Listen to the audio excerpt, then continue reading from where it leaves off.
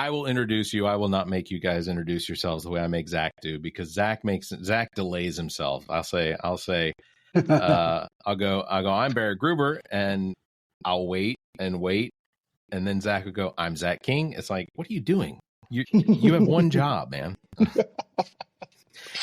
That is going to make the cold open. Barrett again from the All About Nothing podcast. And what the pod was that to tell you that late fall registration is open now till October 7th for several sports.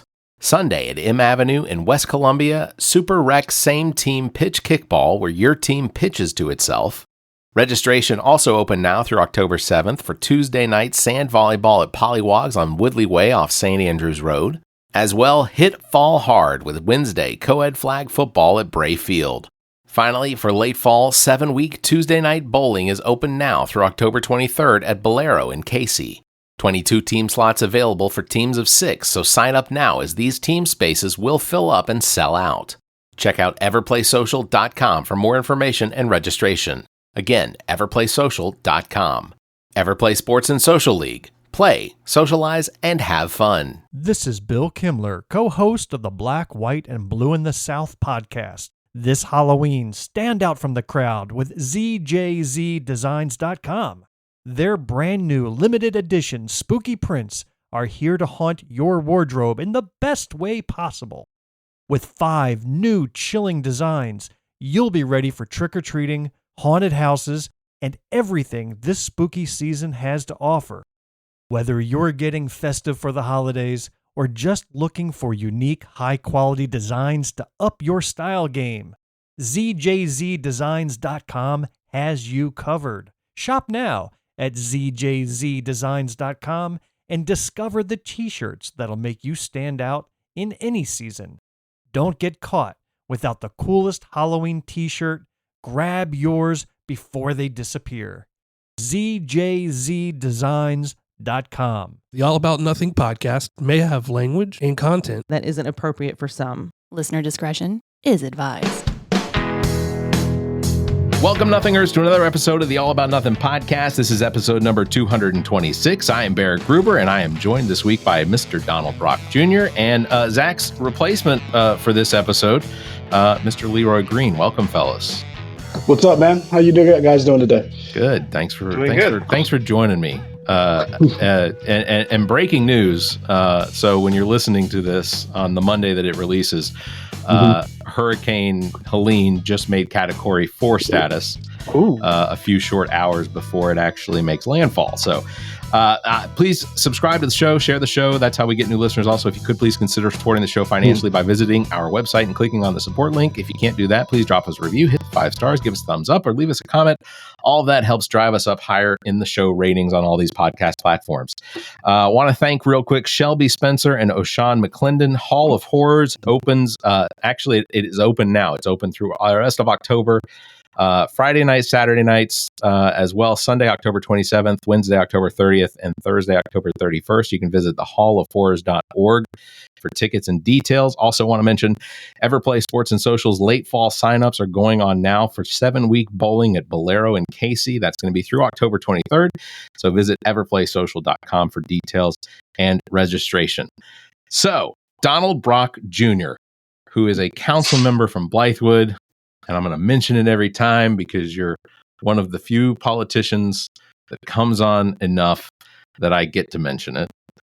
Leroy Green, obviously, host with Michael Patterson of Nerdy by Nature Productions. We're trying the We Trying channel. Yep, that's on, us. YouTube. So make sure to check that out. We are going to discuss Comic-Con today because we've had about a month or so to recover. Do you feel recovered yet, Brock? No, I never recover. It's on to something else. So no. Well, yeah, I would say because I guess we'll just go ahead and break the news. Coastal Comic-Con is on. Yeah, so it's coming. It's coming back for a year or two. What are the details? Weekend. What are we looking at? Yep, two-day event in Wilmington, North Carolina at the Wilmington Convention Center, which is right downtown Wilmington. they got a bunch of rain either last week or the weekend before, so they're in the process of drying out. We're about to get a lot of rain over the next day or so, and then we'll start that process. But it's March 1st and 2nd of 2025. So we've got about, let's see, October, November, December, 5 months or so between now and then to get that show on the road. Very similar setup to Soda City. We have our exhibit hall with vendors and artists. We'll have the VR room. We have a panel room. We have our celebrity guests. We have the vintage video game room put on by Retro Reaction. I always want to say Retro Rewind. I guess that's from my VHS days. But I think it's Retro Reaction. They're there. Again, it's a very similar setup to Soda City. So it's just kind of taking our model and what we think works and what we found that people enjoy and just taking it to another market. And of course, we're starting a third show next year in Myrtle Beach as well, which is really? Yep. Oh, you didn't know this? No, I didn't. This is brand new. This is brand new information. Oh, there we go. It's called Boardwalk Comic Con, and it's at Myrtle Beach, and it is October, I think, 4th and 5th. It's the first weekend in October in Myrtle Beach. I think it's the 4th and the 5th. That's outstanding. Again, similar setup. Myrtle Beach will be very interesting because it'll all be in one room. They have their exhibit hall is 3 salons or whatever you want to call them. It's about combined. It's a smidge under 101,000 square feet. So it's the largest space we've ever taken. It's all contiguous. There's no columns or anything like that. So it's going to be interesting to see how we kind of set this up, simply because like our panels will be in the same room. Our video games, our exhibit halls will all be in there. Just because we may have to, do one of the floating walls or air walls 3/4 of the way to kind of prevent too much overflow noise or something. But we'll figure it out. We're not the first to do this in one room, and we certainly won't be the last. But a lot of the people down in Myrtle Beach, especially a lot of city leaders, a lot of CVB leaders, are extremely excited about this event. We've met with them. We hosted someone from Myrtle Beach this past year. We hosted at Soda City. We hosted someone from, I'll just go ahead and say it, not that it matters, someone from Greensboro. We've looked at, that market, and we're always looking for new places to go and expand. And the lady that came up from Myrtle Beach is just beyond excited. I actually have a little trailer that I'll send you, Barrett. You can drop it at the end of this video. You want to from Myrtle Beach. It's kind of a cool little teaser. So next year, we will have 3 events. So you say, are you rested and recovered? No, it doesn't ever stop. The only benefit is that you can create economies of scale when you have multiple events, because if you find somebody that you think works in market A, you can just tag them and bring them into market B and market C, and you can kind of kill a bunch of birds with one stone. That, and we've had a waiting list for Soda City for years. We don't have enough space in Wilmington, so I don't believe filling up and having top-notch vendors and artists in Myrtle Beach will be a problem. And we've even seen people online say, "I really wish there was a show in Myrtle Beach." Guess what? There's gonna be. We're coming. Well, so Ami did an episode of Welcome to Wonderland this past week with James Maxey, who is one of the authors that comes to or has been to Comic-Con here, Soda City Comic-Con, and he was excited to find out that there is going to be that Coastal Comic-Con was going to be back, and I mentioned to him during the recording that Boardwalk Comic-Con was going to be taking place in October of 2025. So at least from vendor standpoint, it sounds like they're prepared to ride this with you and your staff, Brock. I think so. A lot of vendors we kind of made the official announcement for Boardwalk at Soda City this year, and a lot of people literally wanted to sign up on the spot.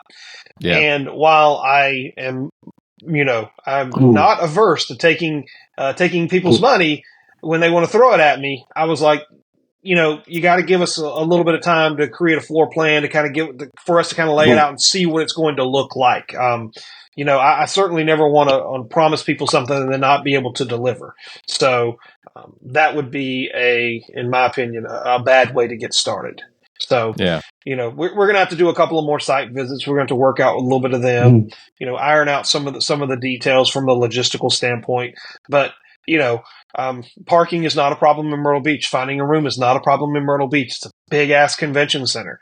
There's a hotel connected right to it, a Sheraton. So you can stay at the hotel, literally come down the elevator, walk across what do they call that? The lobby, I guess. I don't know. yeah. And then you go into the convention center. So it'll be, it'll be a cool event. I think in Myrtle Beach. I mean, it's the beach. It's Comic-Con at the beach. What is not to like? And it shouldn't be too terribly hot.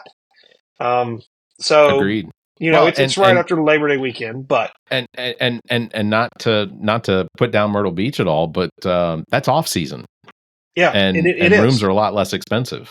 They are. We're gonna work with the local tourism authority, and we're gonna get some room rates and some room blocks, and make sure that people can get down there have affordable weekend. That's awesome.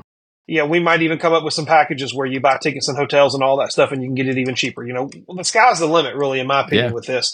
And I think that Myrtle Beach, it's not your mom and dad's Myrtle Beach anymore. A lot of what do they call it? Used to call it Dirty Myrtle or Myrtle Manor. I think that was one of the shows that they had on one of those TV stations or TV. Yeah, it didn't exactly paint it in a positive light. It's not like that anymore. We went down to Myrtle Beach to do an on-site. Oh God, I guess it was it might have been in April of this year. Well, the only reason I remember that is because I went to watch a hockey game on Sunday night and then drove down after the game from Raleigh to Myrtle Beach and spent the night and then did a on site Monday morning. But it's completely different. I mean, they're really working to clean it up. There's a lot of young families that have moved from the Northeast, from the Midwest, from areas. I don't know, what do you call Texas and I guess the Southwest. I don't know. Yeah. But Horry County is one of the fastest growing counties in the state, and South Carolina, according to the U.S. Census Bureau, is the fastest growing state in the nation. Yeah. Shockingly, I never would have thought that.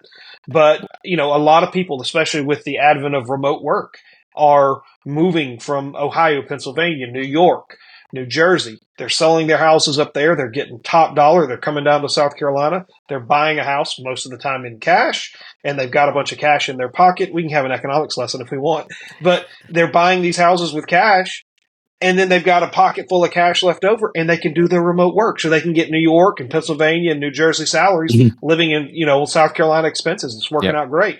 The schools are getting better. It's for a lot of people, it's a win-win. And I mean, we're seeing that here in the Midlands. I know they're seeing it in the upstate. It's not unique to the Low Country. So taxes are cheaper here in South Carolina. Taxes are, well, I don't know about Richland in... County, but yeah, some other places they are. Yeah. Lexington. Richland.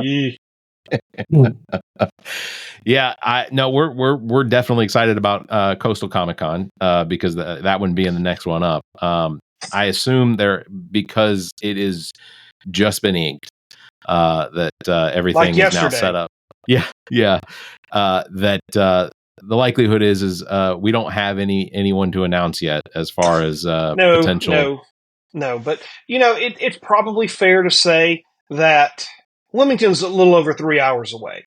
So I don't know how many people traveled from Wilmington or the Wilmington area, other than Steve and his wife and mother-in-law, came from Wilmington to Columbia. So it's safe to say that you could see some of the same guests that we've had in years past at Soda City go to Wilmington, simply because, they want to meet the same people too. You could see the same guests in 2025. You could see the same guests at Coastal, Soda City, and at Boardwalk. Because again, sometimes it's easier just to kill three birds with one stone. If you've got a guest that you like and you think that the general audience is going to like it, just sign them for all three shows. Sometimes you can get a better deal. It's like buying in bulk. Yeah, I'd like to see it. Coastal, that was at the last show. Who would I like to see, or who would you like to see? Yeah, no, who would you like to see? Well, we all saw what Peter Cullen did. Yeah. Fantastic. I mean, it's hard to argue that he wouldn't make a great guest. I don't know if they would be interested in doing a first year show, which Boardwalk would be. but we're not a first year. We're not a first year event. I wouldn't look at Boardwalk, and I didn't look at Coastal this past March as a first year event. It was an event in a new location, but we already had 8 Soda Cities under our belt, so it's not like we didn't know what we were doing. Yeah. So again, we all saw what Peter Cullen did. Steve and I like to think, or Steve more so than me, because he tells me all the time how cheap I am, and he's not wrong. It's true. It's true. I'm a bit of a fiscal conservative, so he's not wrong. But a guest like Cullen moved the needle. We saw an increase in attendance. And whether somebody shows up to meet a celebrity, get an autograph, or not, just shows up and look, they all come through the gate, right? And so we are continuing to look for individuals that are needle movers, that are going to actually inspire people to get off their asses and come out and hang out with us for the weekend.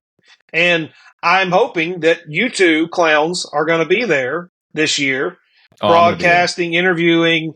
I'm glad you're on the podcast, Leroy, because I was actually thinking about you. I was laying in the bed the other night. Don't go there. And you popped into my head. And why would I go there if you telling me that Barrett, you were absolutely. dreaming? No, I wasn't dreaming. I was awake. I was awake. I mean, of course you were awake. I mean, I was definitely. I have a halo up here. One more button. All right. So, no, I actually did think about you the other night, and I only say that because I wanted to, and I'm glad you're here, because I also meant to call Barrett and be like, hey, get Leroy to join, but then he told me, I was like, oh, great, you've already read my mind. But I remember you went around and you tried to interview as many of the guests as you could, and I wanted to ask you, number one, to ask you how that turned out, and number two, I wanted to hit you up and say, hey, get me some edited videos, and then so I can post it on my socials. So since we've done the event, me and Michael, we talked about it, and we literally tried to hit every single person. And I have to say, this event was, I won't say was the easiest. Like, we worked, we didn't sit down, because we were literally like, as soon as we saw a lull, we were like, okay, let's go see if we can get this person. Let's see if we can get this person. The only two we missed was Carrie Payton and Sam Witwer. And only reason why is because every time we were doing an interview, we would see the lull that Witwer and Carrie would do. And then when they got busy, we would it's literally like we're watching. And then, so we missed those two. Those were the two that we missed that we did want to get. It was great. I'm not gonna lie to you. It was one, the one thing that we're trying to do, and we can talk about this later, you want to get somebody who actually wants to do an interview, but also be conscious of their time, because every time you talk to me, could be missing out on an interaction with the fan. And yes, I am a fan, but I don't want to take somebody else's opportunity to meet Optimus Prime or Wolverine or the voice of Storm. I can fanboy out later. You can handle what you need to do. I have to say, this was, me and Michael, we talked about it. This was,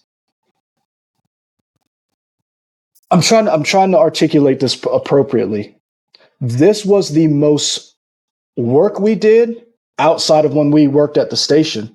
But this, I want to say, it elicited the most emotional response because of the people we got to talk to, because of the fans that we were of their work. So, perfect example, Michael interviewed Roger Clark. So for surprise hit, by the way.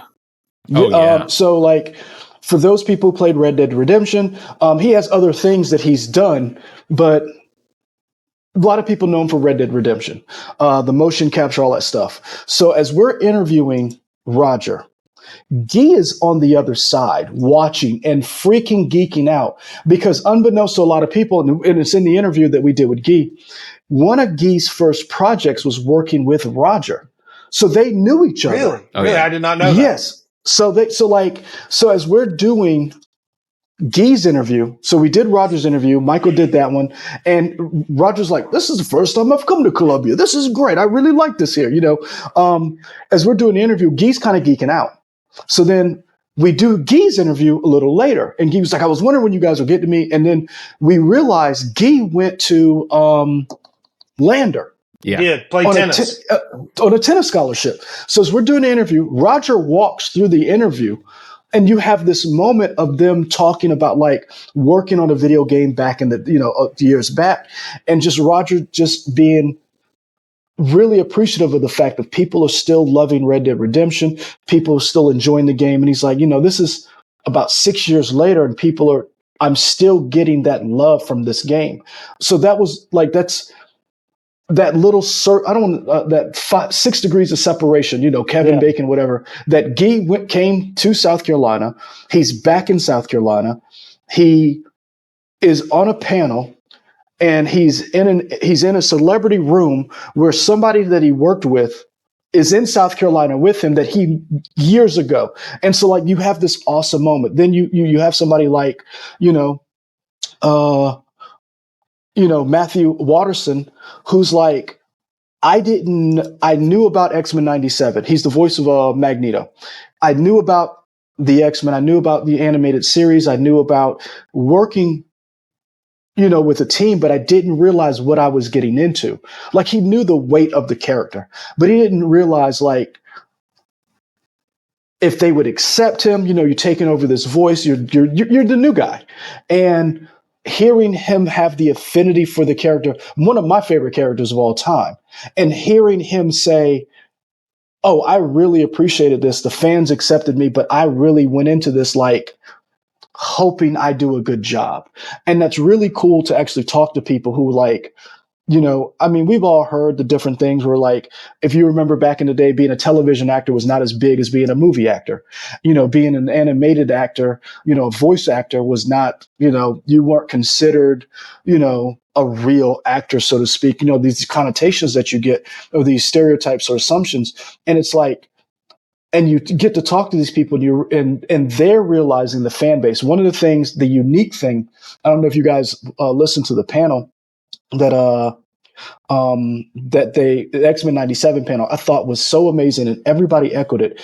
And it made me mad when I heard it, every time I heard it. But then I thought about it, I was like, it was a little bit of pain for something greater. So everybody on the X-Men panel, who was one of the original voice actors from back in the day, in the 90s, did not realize how big and popular the show was.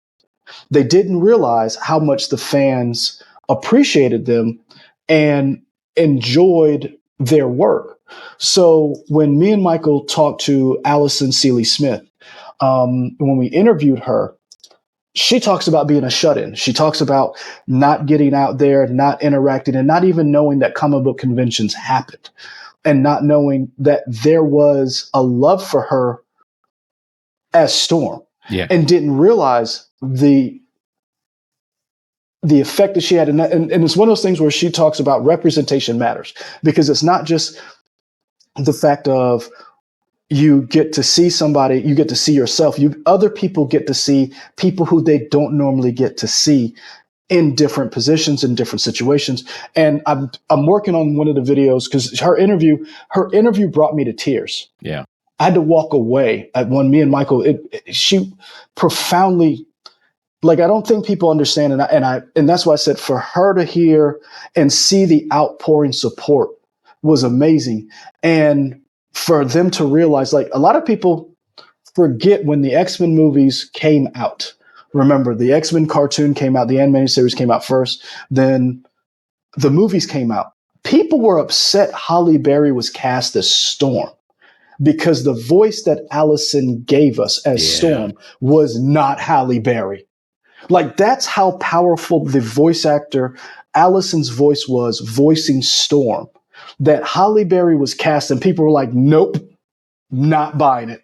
And you're like, that's Halle Berry, man. And you're like, nope, doesn't sound like her, doesn't bring the gravitas. I want that.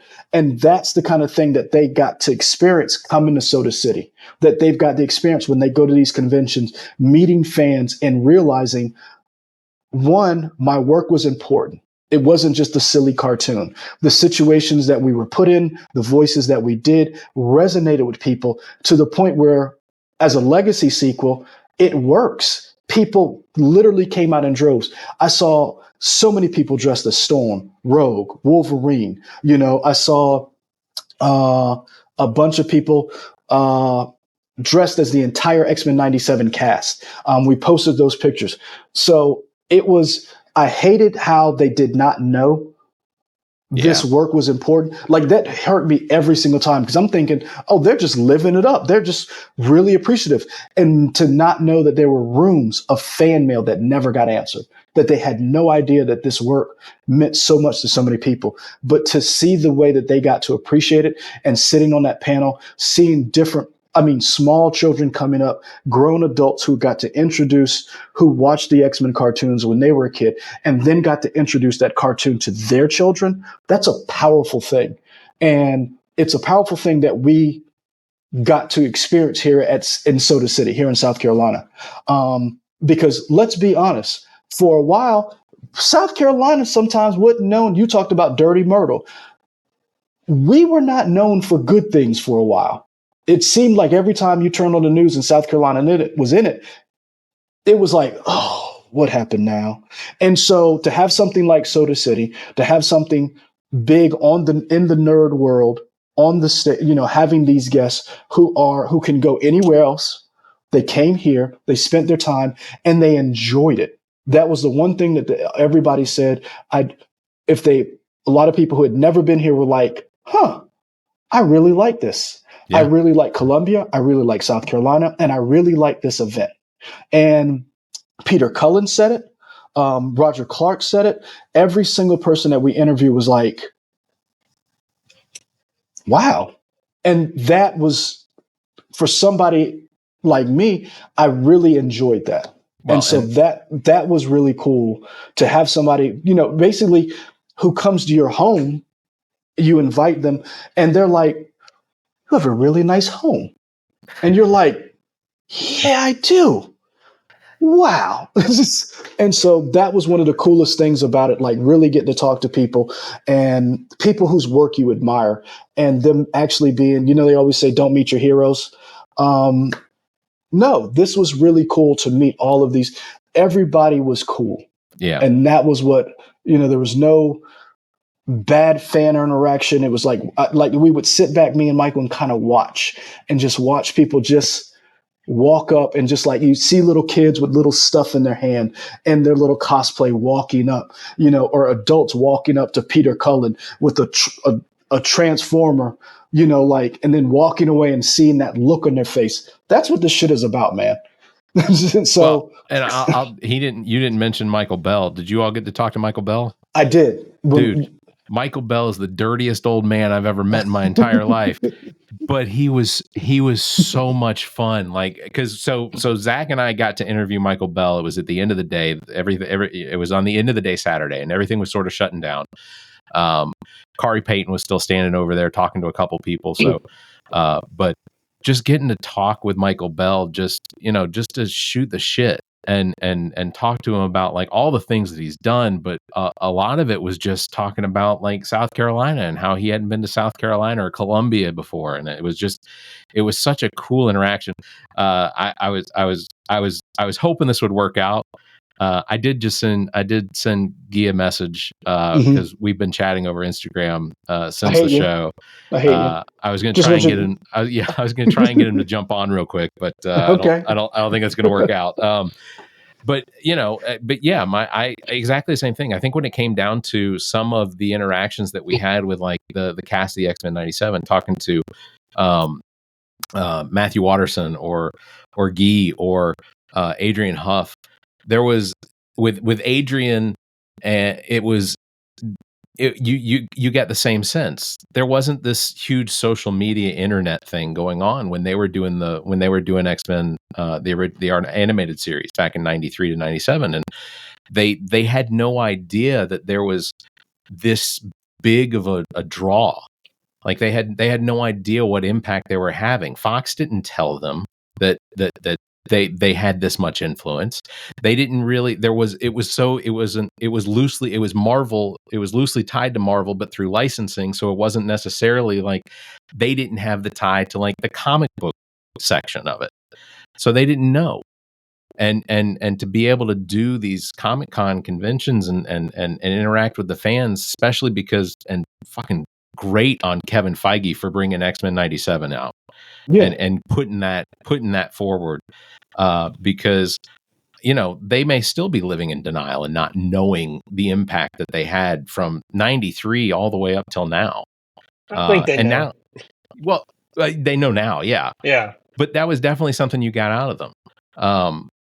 But yeah, it was such a cool, like I said, last year was amazing. This year was more work, but for some reason it felt like that work was even more enjoyable than last year. Well, I can touch on that too. Quite frankly, boys, as we grow, it should always be more work. And hopefully it doesn't feel like work, because what's the saying? If you love what you do, you never work a day in your life. Whatever. That's bullshit. That doesn't apply. But yeah, I mean, it is more work, but hopefully it's more rewarding.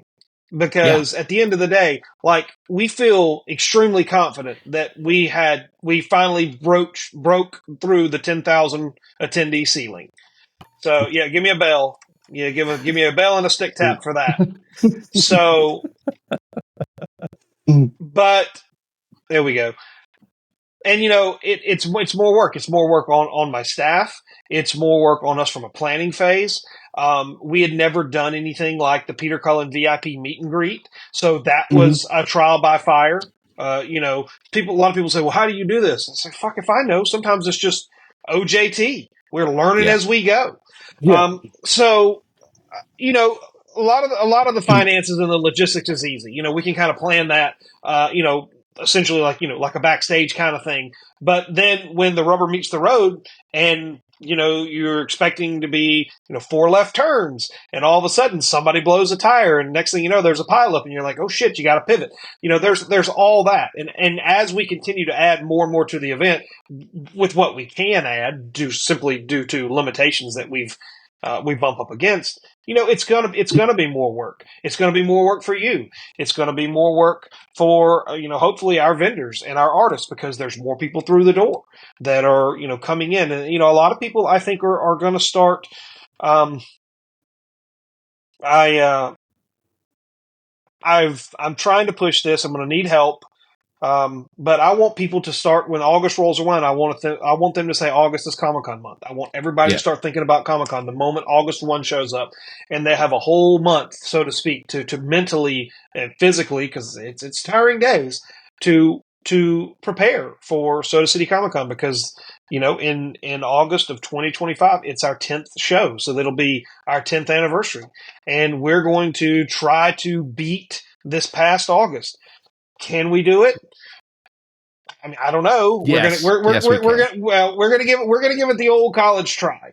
So, what does that look like? I don't know. Are we gonna do some cool shit and have some special limited edition stuff? Yeah. There's already shit running through my head, like, shirt cannon.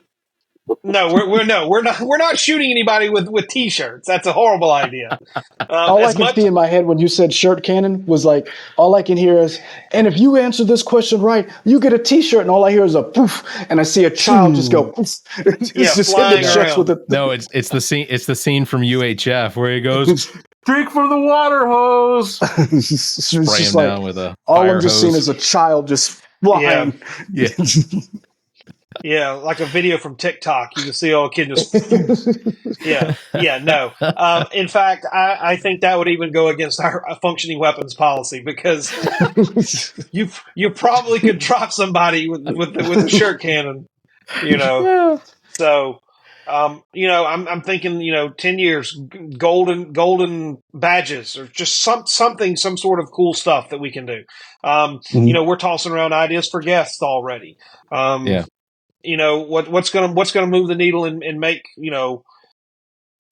make this event the leading pop culture event in South Carolina. If we're not number one, we're number two. There's one in Greenville that I have mixed feelings about. But that's for another time and probably an offline conversation. But we're not going to be the biggest because we don't have the biggest space. I recently attended an event where they're talking about expanding the convention center. They're talking about potentially adding a hotel that's actually connected to the convention center and adding 18,000 or something square foot ballroom. I'm like, oh yeah, that's great, but what about the other? We'll see. So they want to make the exhibit hall 96,000 square feet, so that would be tripling the size with it. So the 72,000, an additional 72,000 square feet. I'm like, then we can talk, because I'm under the impression that is truly the limiting factor to the event, because the more you have, the more people you can potentially attract, because the more you can diversify. Right. Yes. So, but the powers that be, I'm not going to name anybody specifically, but they want a hotel before they will greenlight the expansion of the exhibit hall and additional meeting rooms. And I'm like, I think you're doing it wrong, but whatever. I don't have the $90 million to do it, so I don't have a say. But yeah, so full circle back to, it feels like more work. Well, yeah, of course it feels like more work. It's more work for us too. It's always going to be more work. There's, we probably plan this event for 6+ months. Now, we're not working on it every day like it's a 9 to 5, but right. You're making small incremental moves down the field till you reach the goal line, and then you cross the goal line on Saturday morning at 9:30 or 10 o'clock or whenever we start letting people in. So, and there are always snafus. Like, we had trouble this year with our devices. They didn't want to sign into Eventbrite. They didn't want to sign into PayPal. And we're like, oh, crap, here we go. But, we pivoted and we fixed that, and we won't have that problem moving forward. If we have to buy new iPads every year, so be it. That's what we'll do. That was what I was going to ask, is what were some of the challenges from this year that was probably the biggest challenge. We had to just figure out ways to people are nice enough to download the app and use their phone, or lend us their iPad or something like that. I have a great staff. I can't say enough wonderful, amazing things about the ladies and the few guys that work with us. Everybody kind of knows their role. They're multi-talented. They've been cross-trained. They can pretty much do almost anything from an event management perspective. So, that's another reason why we have confidence that we can pack up and take our show on the road and move into other markets and not skip a beat, because everybody that comes to Soda City, they go to Wilmington. Everybody that goes to Wilmington, they'll come with us to Myrtle Beach. They're excited. It's kind of like a mini vacation, but it's not, because they're working. But at the same time, they enjoy the success of the event. They take pride in the overall event success and growth. They really do. So Myrtle Beach is not going to just be an exact cookie cutter, because of course the facility is different. Yeah. What sort of is there any sort of different vibe that we're going to try and bring to Myrtle Beach, maybe from Soda City? I mean, obviously we can't use a big giant soda cap for the logo. Oh, we already have a logo. I have not seen the logo yet. Oh, well, stand by and I'll email it to you right now. You know what? In post production, you're seeing it right here. But you're right. Like each, I haven't been to Coastal. I'm hoping to go. It depends if my wife gives me permission. Because what are you talking about, Leroy? I'm rooming with you. I mean, look, I'm telling you right now. My wife is very proud of me, because I only bought one thing at this last show because I was working so much. But every convention you go to does have a vibe. So Soda City has a vibe. Heroes Con and Charlotte has a vibe. Each convention has its own vibe. So I'm interested to see what Myrtle Beach's vibe, because to me, the convention, like, it's almost like you put the convention on, but the convention takes on a life of itself. The con becomes something based on the fandom itself that comes through the door. Yeah. And because, like, Brock talks about it, like, he brings some of these people who come, and you see from the guest list, if you look at last year, a lot of these people were voiceover actors. You have some motion capture people, Sam Witwer, has done. If you played Days Gone, Roger Clark, Red Dead Redemption. I'm trying to think of Adrian Heff has done some other stuff too. Assassin's Same thing. Creed. Yes, Matthew Watterson as well. But they bring their own vibe because of the type of actors and the work that they've done. So I'm interested to see what you bring to Coastal and to what's the name of Myrtles too? What do you Bam. Boardwalk? Okay. I like that. That looks great. It does. That looks great. Yeah, you ask what's the vibe. I can't tell you what the vibe is. I don't think we really determine the vibe, quite frankly. Yeah. I think the fans and the attendees to create the vibe. Yeah, and that's why I'm really interested to see what Myrtle Beach brings to the convention or to a con, because I can't think of any con pop culture related that's ever been in Myrtle Beach. There was one called XCon several years ago, and I want to say one year it was pretty successful. This might have been, gosh, this could have been 15, 20 years ago. I don't remember. Let me Google. One year they brought in Rooker. I know, and that might have been their first year. Let's see, but I'm not going to lie to you. Rooker. Go ahead. I'm listening. Rooker was one of those guys where every character he plays, I'm expecting this large man, and when I finally met him, I'm like, "You're Michael Rooker," and I'm like, his presence, the way he carries himself on screen. You're thinking this is a hulking of a man at times. This is the dude that put Tom Cruise in the wall. This is the guy who's, I'm Mary Poppins, y'all. This is Savant from Suicide Squad, of the Suicide Squad. When you think about all the different characters this man has played, and you meet him, you're like, oh, wow. His just a larger than life presence. I can say the same thing about Kari Payton. After meeting him and seeing him at Soda City this past year, because my impression of him was from The Walking Dead, where he was the king, and clearly they put weight on him to be the king. Yeah, and I think he also slimmed down a whole bunch after Walking Dead ended. But like, man, that just speaks to his acting skills and how he carries himself in that character, because he's a little guy, he's tiny. And the funniest thing about that is, for me, my introduction to Carrie is always going to be Teen Titans Go. Yeah, okay. Because and so, like, for me, when I see him, I'm like, and I'm not saying that I couldn't buy him as King Ezekiel, but it was always like this thing where I'm like, you're Cyborg, man. Why are you so mean? like, I didn't get a chance to meet him. He's the one, him and Sam were the two that got away from us, just to meet, like, because you're a fan, you just want to meet, if I get an interview, that's cool, but just to meet him. But it was just always this interesting thing where you're like, this person's vibe, he plays this character. And then you know him from this other character, and you meet him, you're like, you forget, you're like, damn, you're right, he is an actor. Yeah. Like, it almost like catches you off guard where you're like, oh yeah, I forgot, this is acting. So yes. I was just gonna say one of the things that I did when I did have an opportunity to go downstairs and walk around, and mostly when we were packing up on Sunday, but just talking to some of the vendors, just to ask them, how was the weekend? How do you guys feel you all does all of the work and the hours and the cost? I said, does it for you, does this is it worth it? Does it make sense financially? Every single one of them said absolutely. Yes. Every single one of them said the exact same thing, that Soda City Comic Con is one of the events that they look forward to every year, because they know that, one, they don't have to travel far, most of them, and essentially it's easy to set up.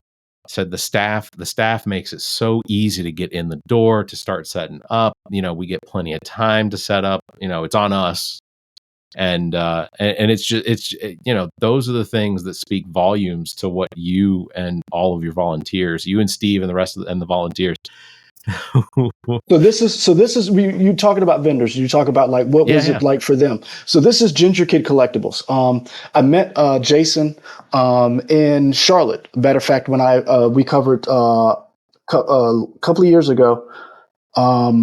It might have been this year. All of it runs together. Went to Heroes Con in Charlotte. He was there, a vendor, and I met him and we talked Mythic Legions. We talked Mythic Legions action figures and Marvel Legends, and we just, went by his booth, talked. We talked. And he was really cool, and I just remember that interaction. And then when he came here, I remembered him, and we talked, and I was like, and we actually did an interview. It's on our channel. We talked to him. We talked to his son, and he talks about the event in the interview, and he talked about this was his first time coming. This is the first time being here in Columbia, South Carolina, doing the event. He's like, this is on the calendar now. He's out of Atlanta, and he talks about like, yeah, I'm going to do this show every year now. Or he's like, I'm going to try. And he like, if you follow him, we follow him on Instagram. We talk about Instagram. We follow him on the gram, and just watching him go to different shows and like setting up. And it was just one of those things where he talks in the interview. He talked about the fact of not just the convention, but also what he was trying to put out there, the vibe. And he's like, he even hooked us up with a Facebook group where he's like, look, if you like this action figure, this line, here's a Facebook group that the actual people who create the action figures are in.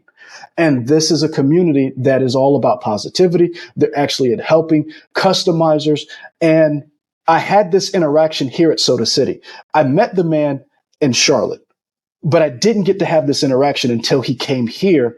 And we literally talked for about a good 20, 30 minutes. I didn't want to take up too much of his time because the man has shit to sell. Yeah. The man has to make some money. But it was a great interaction. And that's one of the things that I think is a credit to Brock, it's a credit to staff, credit to Steve, and all the people who worked there, but also to the people who came, because it seemed like everybody who was there wanted to be there. It wasn't like, oh shit, it wasn't like work. And it really was a great interaction. Like, really appreciate it, to the point where I have somebody that, like, yes, there are local vendors. Want to shout out to Scratch and Spin and Heroes and Dragons. York from Heroes and Dragons was killing the game out there. But this is now somebody I do want to, spend money with, because I do want those dollars to go to somebody who's actually doing something, who was that interaction. You want that person to succeed because of the interaction you had, because they had such a good time, but also the positive energy that he gave. And it was just like, hey man, I'm down the road, and now this is on my list of things to go. And keep in mind, this is somebody who goes all over the country doing shows. He was, inviting us. He's like, hey man, you going to Legions Con in Jersey? I'm like, hey man, I just spent $40 on an action figure. My wife ain't let me go shit. So, but you're right. It was the vendors. It is the you may put on the con, you may put on the show, but it is the guests, it is the vendors, it is the fans who actually make the con what it is, because that's what it. Again, I say this. That's what this shit is about. Is that interaction that you have, people just enjoying being around each other, celebrating something that they love. Well, and Brock, you put out a survey after the con. What sort of responses do you get? Fucking awesome. Yeah. Mostly. Not every response is essentially that, but for the most part, had a great time. Like you said, our like I said, I can't sing our staff's praises enough. Everybody goes the extra mile to ensure that everybody's treated fairly, given the right information. We like you said, Leroy, or maybe it was you, Barrett. I don't remember y'all your words are We blending talk together. a lot. Yeah, I'm just in there just listening like, God, I wish these guys would shut up. No.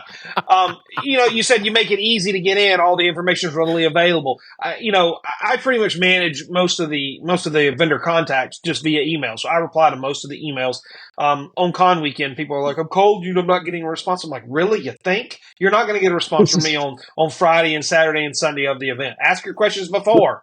But yeah, we've developed a lot of good relationships with a lot of vendors, and most of their vendors come back year after year. So I know them. I know them on a first name basis, and if I don't know them on a first name basis, I know them on a face basis. So I just get, a lot of the same responses, great time, did very well, looking forward to 2025. When do you start accepting registrations for 2025? That's a lot of the questions I get, a lot of feedback I get. And I'm like, guys, it's been a week.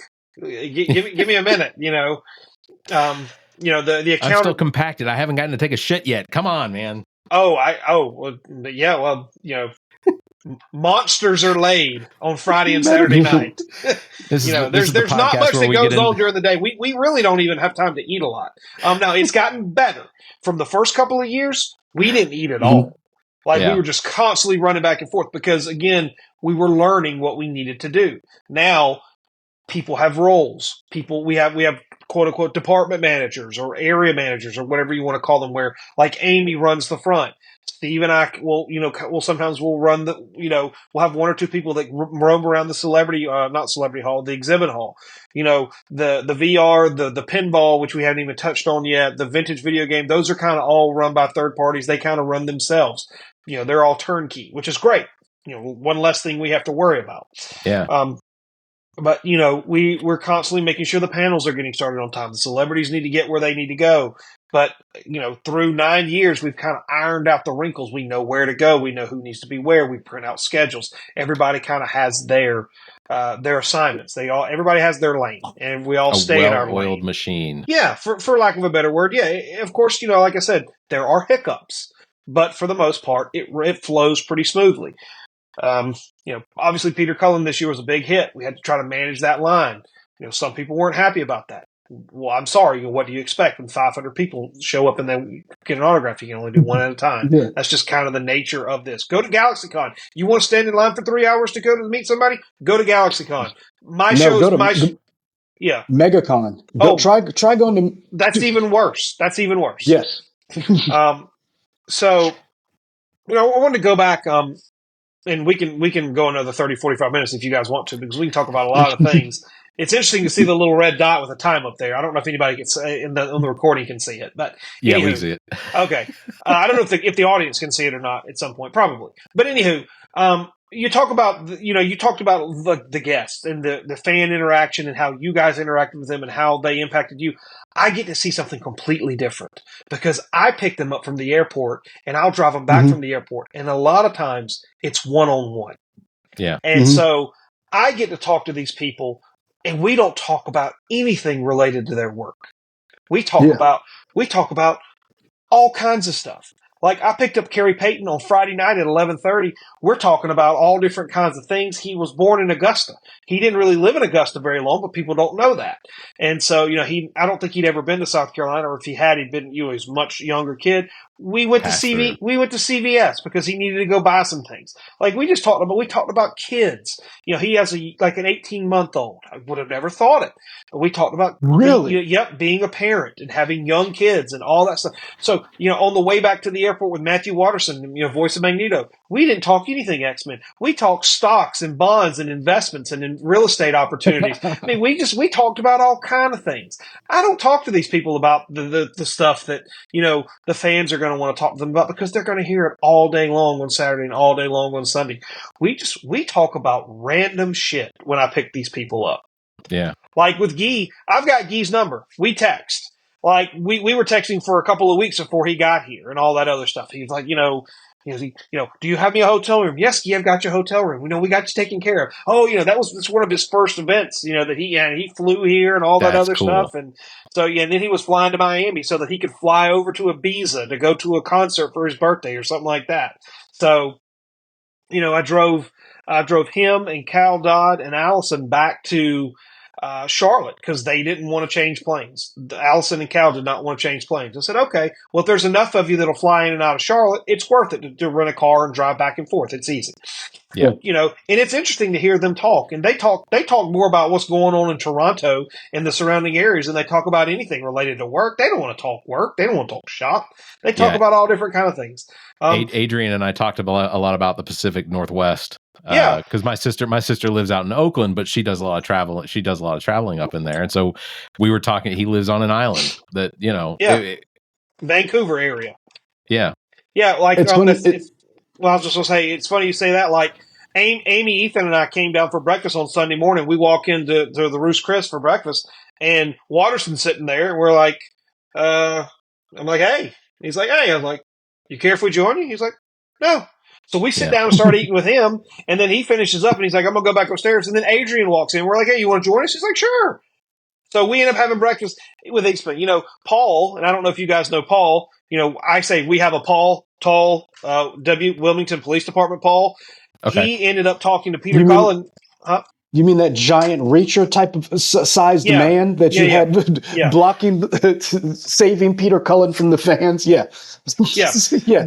When I everybody knows Paul. Yeah, when I tell people we have a Paul, and I told this to Cullen's agent and his wife, they're like, what about security unruly?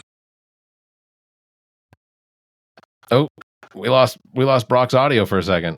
Hold on, Brock. Hold on, Brock. We can't hear Brock, you. if you can hear me. Yep. Okay. Yep. Okay. Yep. It said your audio. It said your audio cut out. Huh? It says make sure the recording device has enough space. Is this a continuation, or will it be two videos you have to splice together? It's very easy for me to splice it together. So as long as it's back to record, is it back to recording for you? Yeah. Yes, it's actually good. Okay. So yeah. You can edit all that other stuff out. And go. Yeah. No, we do. I was talking to Cullen and his agent and his wife and all and whatnot, and they're like, what do you do about this? What do you do about that? I was like, listen, you guys don't have to worry. We have a Paul. And they're like, what? I'm like, just take my word for it. We have a Paul. I'm like, he's Wilmington Police Department. He likes to kick in doors. We have a Paul. You will be perfectly safe. And he literally stood there and kind of acted like a bodyguard for most of the weekend. And by the end of the weekend, they absolutely loved him to the point where they actually might want to fly him to Chicago to work with them on a couple of different shows. So, but my point is, like, on Friday, after everything kind of wrapped up, in between running back and forth to the airport, from the airport hotel, vice versa, several people went into get a drink because we all stay and we walk in there and Peter Cullen's just sitting at the bar all by himself. And I just walk up to him and I just said to you, Mr. Cullen, I just want to just thank you for coming. I really appreciate it. And then Paul sits down beside him and starts talking to him. Next thing I know, Paul texts me. He's like, yeah, I just talked to Peter Cullen for an hour and a half at the bar. We're sitting there drinking, chatting for an hour and a half and just about everything. I'm like, oh, you made a new best friend. Good for you. So, and I'm like I said, we have a Paul, and people don't understand it. But by the end of the weekend, they're like, yeah, you have a Paul. I'm like, yeah, we do. So see, and I've worked for radio stations and Leroy, I know you've worked in TV and radio and things like that, when we interacted with, it was always much more professional. It didn't have that, element of, I guess, that personal level element when it came to like having a guest come into town for a concert, and that's not to say that any of them are bad people. It's just that because everything was handled at such a corporate level. I worked for ABC Disney for several years, and I worked in promotions and I worked in marketing and as an on-air DJ, getting to interview people and things like that. But it was everything had a handler, and every handler had its job to everything that had to be done. And I think one of the cool, because now knowing that you all stay at I'm going to come hang out at after I get set up on Friday. We might need to edit that out. I'll take care of it. But just the interactions, and I think that also speaks to the type of people that come to that you have as celebrities that come to the Comic-Con. Well, I think you can pretty much read the level of availability that someone's going to give you when you have a 15 or 20-minute car ride from the airport to the hotel. And Sure. Is this person going to be cool? Is this person going to be somewhat stoic? Is this person going to be an ass? Fortunately, for the most part, everybody that we've brought in, and again, we're not batting 1,000 because nobody bats 1,000. But for the most part, everybody's been cool and down to earth. And again, I get to see a different side, and Steve does too, because Steve does airport runs as well. People are like, "Why don't you just get a car service?" COVID killed a lot of the car services around here. It just really did. And it's just, Gotcha. it's just sometimes it's just easier just to rent it and do your own thing. So yeah, and we're reliable. We know we track everything. I'm very anal retentive when it comes to details, so I have everything kind of mapped out. All that, and that just comes from the nature of what I do. But you see the real side of these people, and for the most part, they're genuinely, most of them. Again, some of them think pretty highly of themselves, but most of them don't. Like Vanessa Angel, for example, last year. The sweetest lady. We talked about all kind of things, like she was talking about people she dated, and there was we talked about in Raleigh and all this other stuff. And I said, I just want you to know you were like my teenage crush, and I just I didn't say if you invited me up, I'd come knock on the door, but I wouldn't have said no. But you really, if the people are just they really are a whole lot different. They're not really a whole lot different than the average person. They just have a different job, and people just know their name. They know who they are. That's really the only difference. And people like a lot of people think that celebrities make a ton of money. They don't actually. A lot of the voice actors, I talked to a lot of them about kind of the business side of it. They don't make a lot of money. That's why they do a lot of these events. It actually helps boost their income, especially on the anime side. You'd be surprised, or maybe you guys might not because you've worked in the industry. I was shocked at actually how little they make relative to what actors or whatever like, and that's one thing I've talked to Waterston about. He never really understood the whole thing about the anime, because he's like, they'll want to pay you $500 or $1,000 a week to do this. And I'm like, okay, if you're making $1,000 a week, that's $52,000 a year. That ain't much money in the grand scheme of things. No. But then he comes to realize, oh well, if I voice this one character and that character takes off, you can make 10x 2 to 3 weekends a month if you want to. That's where the rubber meets the road right there. And so that's why a lot of these people are getting into this, because, look at the success of One Piece, for example, or My Hero, or Hunter x Hunter, or Demon Slayer.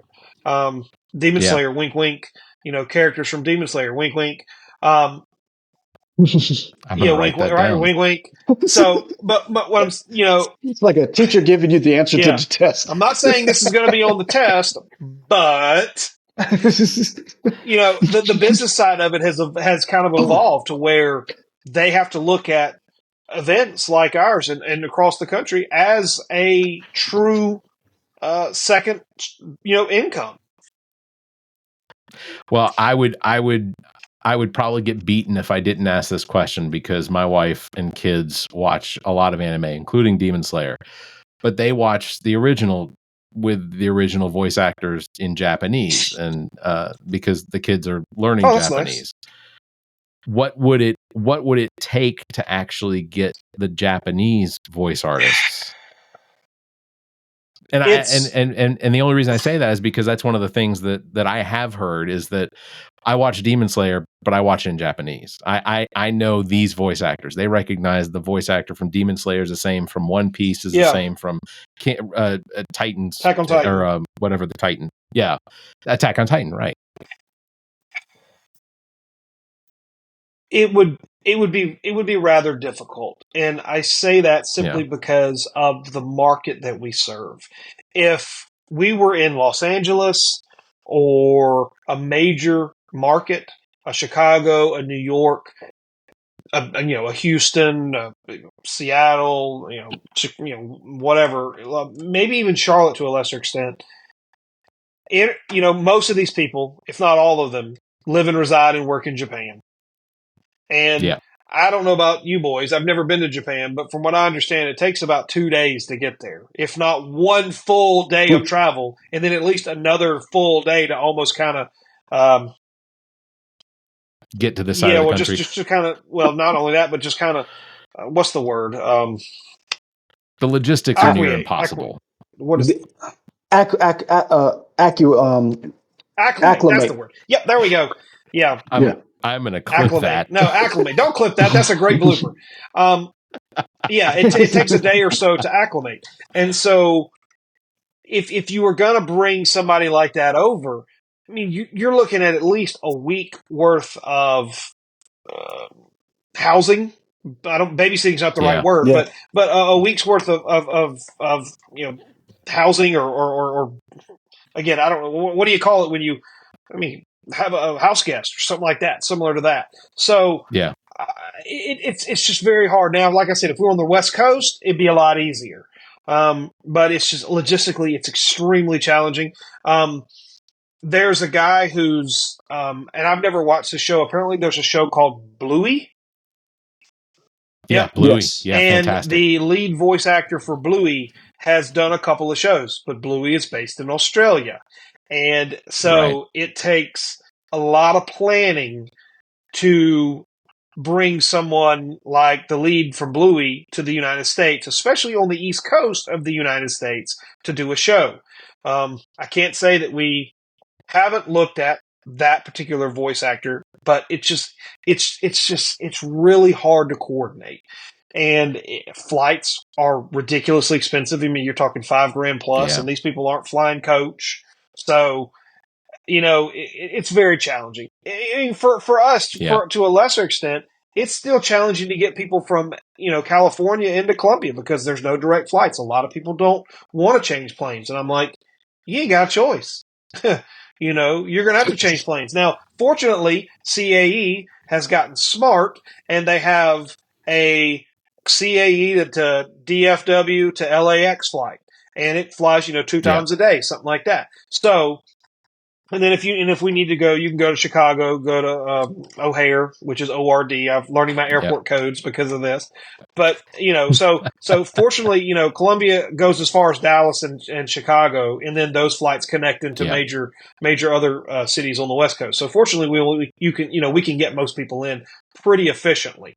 And there's actually a flight that generally leaves around 6:30, goes to DFW, then continues to LAX on Sunday evenings, so we can get people out. Like, these are the logistic things that people don't think about. Like, how do you get people in and out? Well, you got to kind of plan. But bringing people overseas, we've looked at people that have a residence in the UK and bringing them over here. A little easier. Flying across the Atlantic, but still, again, presents logistical challenges that, we aren't quite ready to tackle. Some of the X-Men characters came from Canada. That, that's an international flight, so it takes a little more planning and a little bit more time, for them to get in and out.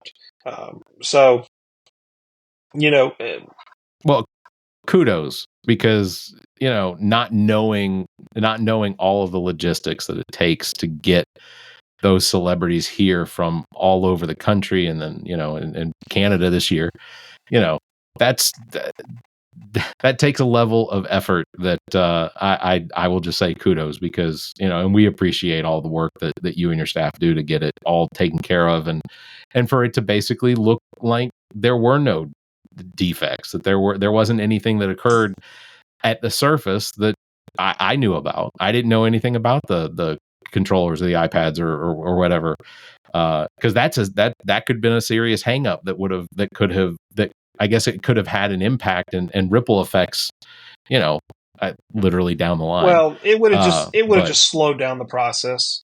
That's all. And it would, and we've taken it upon ourselves to become more efficient in the admissions process. And, we don't, if you get 2,000 or 2,500 people show up on a Saturday morning, you don't want people standing in line for 2 to 3 hours. Now, knock on wood, we have been blessed with nice weather the last 2 years. The weekend on August was not super hot. The weekend before that, the year before that rather, was in the 70s. So of course, for our 10-year, it'll be raining cats and dogs, right? So we'll just get screwed on that. But for the most part, you survived 2015. We did. Yeah. So, I mean, nothing can be worse than the 1,000-year flood in 2015. Let's be honest. Careful what you say, because Steve was here in 2015, and then 3 weeks ago or whatever in Wilmington and Brunswick County, wherever he lives, they got like 20 inches or 22 inches of rain in 24 hours, and that categorizes them for 1,000-year flood. And so he's lived through 2,000-year floods in like 9 years. So again, careful what you say, man. Yeah, because I remember 2015, and I remember it, and I was like, oh, they're still doing Soda City? I was like, bravo! I was like, that's ambitious. As I'm doing the news and I'm watching a dumpster float down Rosewood live on television, I told because Mary King was out there on Rosewood. I don't know if you guys remember Mary King. She was at WIS, but I texted Mary King and I go. If there's any debris larger than you, you might want to consider standing back away from not in the water. And she messaged me back and she said something about how that was where her news director told her that she needed to stand. And it's like, I know we don't have a lot of natural disasters here in Columbia, but news directors could potentially take maybe a lesson from the ones that got bitten by snakes or whatever from the 2015. Because it was a reporter. She doesn't even work in news anymore, but she apparently had something brush up against her, got tetanus, and got sick for lockjaw or whatever for weeks. And for the record, I do remember Mary King. She is not bad to look at. She's a pretty girl. She is one of the most genuinely kind people nice. in the world. She is very nice. She's very super nice. Yes. And if she's watching this, absolutely all the best that she's got going on in Charlotte. Good for her. Because moving from Columbia to Charlotte's, I think what market is Charlotte? Charlotte's 15, like what? 15, 25. 17. 20, it's in the 25. It's a top 25 market. Yeah. Yeah. And Columbia is what? We're 83, 73, 75. Yeah, it wasn't always that 70, way. Yeah, low 70s. Yeah, it wasn't always that way. But that's awesome because Columbia, I think the 2020 census put 1 million people between Lexington and Richland counties now. Mm-hmm. I mean, it's growing, and I'd love to see a larger facility for Soda City Comic Con. And it's up to the city. Yeah, well, it's a city county and potentially a state thing. The state's going to have to kick in a little bit, but we are, at least I am, because again, I'm the boots on the ground here. But I am one of I'm probably one of the loudest and biggest proponents for expanding the convention center. I always participate. I participated in studies and surveys that they've had. They did a 20th anniversary video. I can send you that link later, Barrett, and it talks about it. And I'm in that video. And part of the footage, the B-roll or whatever that they had for me was talking about expanding the facility and how we've outgrown it. I mean, we really have. There's not really any additional space that we could rent and use in the facility. We're not capped out from a capacity standpoint. We can have more people, and I want more people to come. I want more people to experience. Because again, if you say that there's approximately 1 million people, 425,000 households in the greater Columbia area, when you factor in West Columbia, Lexington, Blythewood, the Northeast, Casey, Chapin, all those areas, Hopkins, all those areas, and we're tapping out at 10,000. I mean, that's 1%. And that's not 10,000 local people, because we have about 20 to 22% that travel outside the DMA. Leroy will know what that means. Greater than 50 miles. But, so we're still only getting, 88 to 8,500 local people coming to the show, and then 22 or so, or 2,500 or so, give or take, plus or minus 2 to 3% on that, that travel from outside the local market. the sky's the limit. There's no reason we couldn't have a 15 or 20,000 person show. We probably have to go to 3 days. I don't really want to do that, but numbers may force that unless they expand the facility, which they will. It's just a matter of aligning stars. I mean, they're going to have to. They're missing out on too much. Yeah. Well, I'll just put this out there. I got lots of PTO by the time August comes around that I got to burn. No, I don't. We have unlimited PTO. I don't know why I say that. I wish that was the case where I work. Look, I will just say this. Companies that offer unlimited PTO do it because 1, they know they don't have to pay anybody when they quit for any unused PTO. 2, they don't have to carry over any PTO. And 3, people that have unlimited PTO wind up not using as much PTO in the course of a year because they don't acknowledge that there's a bank of PTO that they have to use. Interesting. So it has its limitations, but I also don't have to burn PTO if I get sick. So it's just, it's one of those benefits. And if I stick with this company for long enough, then I'll take more advantage of it. But yeah, no, I think I guess the last thing I want to ask Brock, as far as what takeaways from Soda City Comic Con are you potentially looking at to use, specifically something that worked this year at Soda City that you're going to use at Wilmington and Boardwalk? Didn't you have a thing? What he meant to say was the All About Nothing podcast. There it is. Well, I did invite you to come to Coastal this past year, and you couldn't come. So I definitely want you guys to come.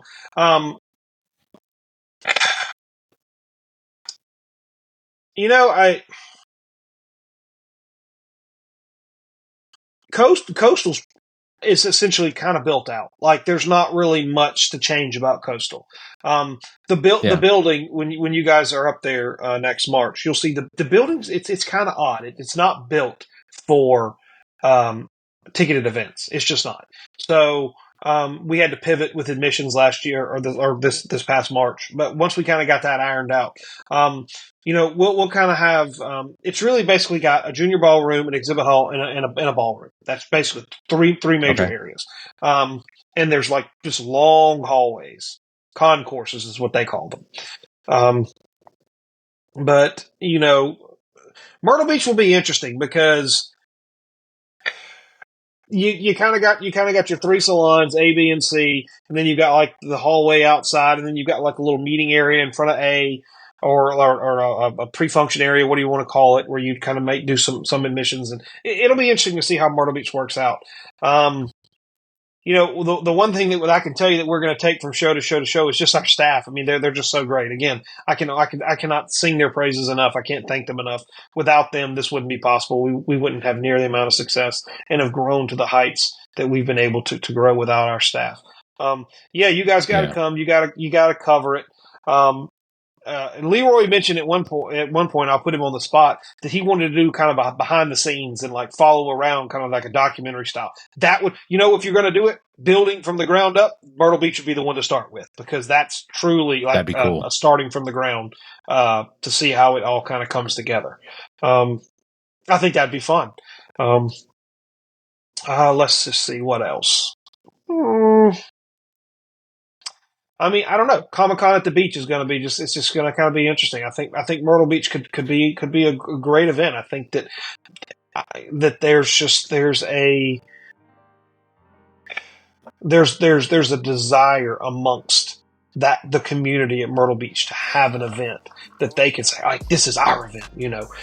People like to claim, Soda City, this is our con, this is our event. This is our team. We're going to root for them. Myrtle Beach doesn't have anything like that. And I mean, it's Myrtle Beach. Yeah.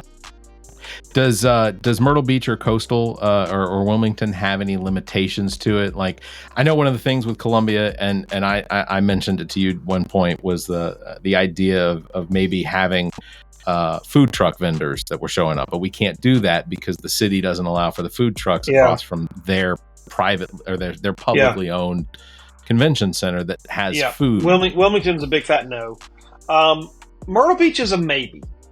Okay. Yeah, Myrtle Beach is a maybe. Yeah, that's. I've inquired about that. Not necessarily a food truck, but my friend Peter, who runs Silver City Mugs, that does the old timey soda. Oh, yeah, so that's good. he and I have become thick as thieves. Like that's one of my buddies. In fact, I'll probably call him in the next day or two now that he's on top of mind. But he has come and done events at Myrtle Beach before, concerts and whatnot. And I asked them, is it possible for a food vendor of whatnot to come in and do it? And they're like, yeah, we can work it out. So he works it out with the in-house caterer in Columbia. Wilmington has flat out said no, whatever. But Myrtle Beach is willing to at least listen. So we'll see. Yeah, that's great. That's great. I would love to have a couple of food trucks parked out front. I think that keeps people there. Yeah, not only that, but it also brings in more of it in I'm trying to think of the word, but it creates more of a Columbia environment that allows for participation of other local businesses in it that might not necessarily have the capital to be able to invest in as a vendor in the Comic-Con, but it's I think it's really cool. I look forward to August. I look forward to March. I look forward to not October, in that order, everybody, because that's not how the calendar works. You know what? Okay, he has before Julius he has a Georgia Caesar, education. It's Georgia. It's a Georgia education. Thank you, sir. And I know why the calendar doesn't work like that anymore. It's because of Julius Caesar and Augustus. So thank Augustus Caesar. So, AP World History right here. Oh, I don't. They don't teach that anymore. They don't teach AP World History anymore? No, they don't teach history anymore. Oh, well, yeah. That's true. That's true. Attention. Attention. Attention. Attention. Get ready, South Carolina. Meet your favorite legends. Pose with iconic characters and dive into exclusive panels that will blow your mind. Join us at the Myrtle Beach Convention Center for 2 action-packed days. Whether you're a superhero or super fan, this is your convention. Boardwalk Comic-Con, where fandom comes alive.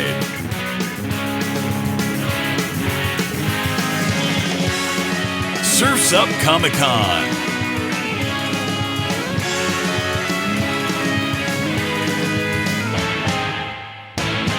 The All About Nothing podcast is produced and engineered by me, Barrett Gruber. Thanks to Cake for our intro music, Sick of You. You can follow everything Cake the band at cakemusic.com. Thanks to Muff the producer for our outro music. You can follow Muff on Instagram at Muff the producer. I am Barrett Gruber. You can follow me on Instagram and Twitter at Barrett Gruber or visit my Linktree /Barrett Gruber. Want to support the show? Visit our webpage, theallaboutnothing.com, and become a member. There are several tiers available, including memberships that give you early access to episodes as well as exclusive content. Visit theallaboutnothing.com. To find links to our social media, merchandise, and past episodes, visit theallaboutnothing.com. If you'd like to be heard on the show, you can call and leave us a message. Dial 803-672-0533. If the time between these episodes is more than you can handle, check out our partner podcast. Zach and I host What the Pod Was That with Carrie Simmons. Visit whatthepodwasthat.com for links and details. Me takes a deep dive down the rabbit hole in episodes of Welcome to Wonderland. Available on all the podcast platforms. Visit WTWLpod.com for details. As well, you can listen to the political and social conversation between Dr. Jamela Brooks and Bill Kimmler on Black, White, and Blue in the South, available wherever you listen to podcasts. Please subscribe and share this show. If you're on YouTube, please like and hit the notification bell. Thank you for listening.